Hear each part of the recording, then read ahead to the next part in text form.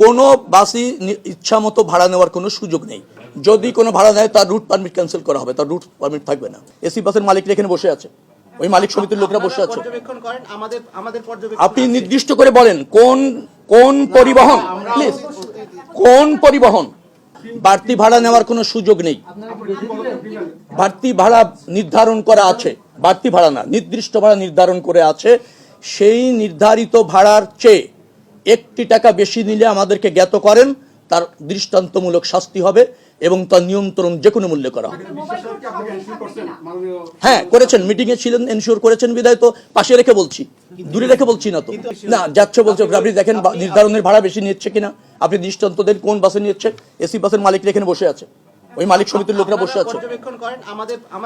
আপনি নির্দিষ্ট করে বলেন কোন পরিবহন, প্লিজ কোন পরিবহন, এখানে মালিকরা আছে, প্লিজ প্লিজ ভালোভাবে বলবেন, আমার কথা শুনুন আগে। এখানে কোন পরিবহন এসি বাসের ভাড়া যা নির্ধারণ করা আছে তার চেয়ে বেশি নিয়েছে, আপনি আমাকে অবগত করেন। না, এসি কোনো বাসই ইচ্ছা মতো ভাড়া নেওয়ার কোনো সুযোগ নেই। নির্ধারিত বলেন ন্যায়, কিন্তু নির্ধারিতটা অ্যাপ্রুভ কিনা সেটা প্রশ্ন করতে পারেন। নির্ধারিত ভাড়া নেয়, ইচ্ছা মতো নিতে পারে না কোনো ভাড়া। আসলে না, সত্যিকারে নিব এবং সেটা আপনারা দেখতে পাবেন। যদি কোনো ভাড়া নেয় তার রুট পারমিট ক্যান্সেল করা হবে, তার রুট পারমিট থাকবে না।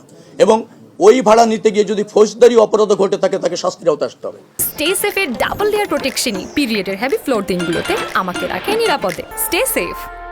ঈদ যাত্রা উপলক্ষে সড়কে চাঁদাবাজি করার কোনো সুযোগ নেই। আইন শৃঙ্খলা রক্ষাকারী বাহিনী, পরিবহন সেক্টরে যারা জড়িত সবাই তৎপর আছে। আমাদের মন্ত্রণালয় থেকে যারা এখানে মনিটরিং করার দরকার সেটা আছে, মোবাইল কোর্ট আছে, হাইওয়ে পুলিশ তৎপর আছে, স্থানীয় প্রশাসন মানে রাস্তাগুলি যে সমস্ত থানা জেলার অধীনে তারাও সক্রিয় আছে। এবং মালিক সমিতি, আমি আগেই বললাম যে যারা আছেন পরিবহন শ্রমিক নেতারা যারা আছেন তারাও এ ব্যাপারে তৎপর আছেন। তারা বিরত থাকছেন আমি তা বলছি না, তৎপর আছেন বলছি। মানে তারাও নিজেরা দায়িত্ব নিয়েছেন, কোনো অবস্থাতে কোনো ধরনের অনৈতিক সুবিধা ঈদ যাত্রাকে কেন্দ্র করে গড়ে ওঠার সুযোগ নেই। না আপনি এখানে সেটা আনছেন কেন? আপনি জেনে বলেন, প্রসঙ্গের মধ্যে বলেন। মালিক সমিতি তাদের কল্যাণে নির্ধারিত হারে ঐক্যবদ্ধভাবে অথবা সর্বসম্মতিতে তারা তাদের কল্যাণে একটা চাঁদা গ্রহণ বা নিয়মিত নেন।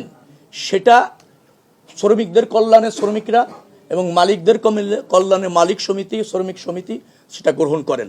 সেটাকে আমি বলছি চাঁদাবাজি নয়। না এন্ডোসের কথা বলছি না। একটা সমিতি রেজিস্ট্রেশন হয়েছে, সেই সমিতি তাদের কল্যাণে একটি অর্থ কালেক্ট করার যদি বৈধতা থাকে সেটাকে আপনি চাঁদাবাজি কেন বলছেন? না আপনি চাঁদাবাজি বললে সেটা চাঁদাবাজি হবে। আপনি আমাকে নির্দিষ্ট করে বলেন সমিতির অথবা শ্রমিক সংগঠনের বৈধতা নেই, রেজিস্ট্রেশন নেই, তারা সেখানে স্বেচ্ছাচারীভাবে কোনো জায়গা থেকে মালিকদের কাছ থেকে, শ্রমিকদের কাছ থেকে বা পরিবহন সেক্টর থেকে চাঁদা নিচ্ছে, আপনি আমাকে জানান। তাৎক্ষণিক ব্যবস্থা করে তাদেরকে শাস্তির আওতায় আনা হবে, চিরতরে বন্ধ করা হবে।